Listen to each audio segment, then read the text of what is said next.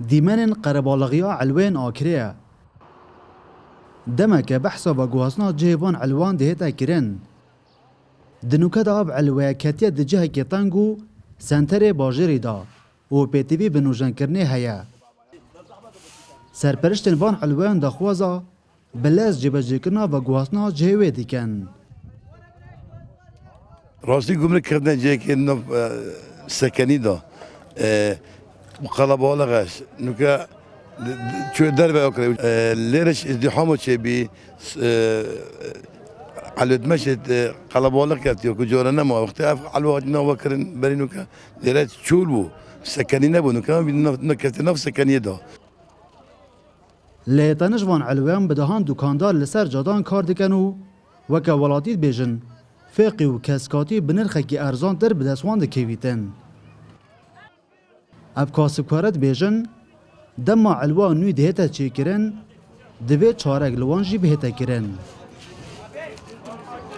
ایره ارزانه چونکه ام کریامه کمه ام ناباشینه تا حق کهربون تشته بدهین مصرف ها مکم تره و حتی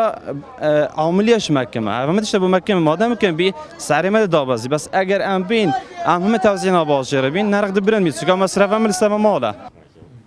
قایم آکری بو کرسات نیوز دا دیار کرن اف پروژه بو کجم نزدیک 13 میلیون دلاران دیدز بکار بتو بریاره به شوی که مدرن بهتا چه کرن و رنگ چارک لوان دکانداران جی بهتا کرن دنابا علویا نویدا پروژه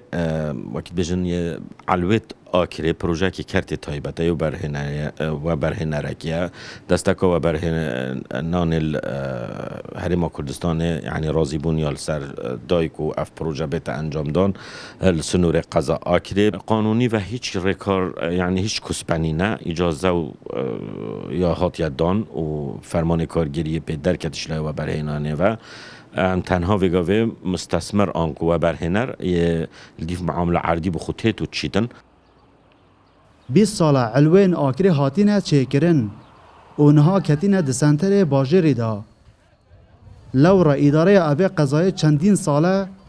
کار لسر و گواسنا ودکت بو جهکی دیتر دلبرین غازی کرسات نیوز آکری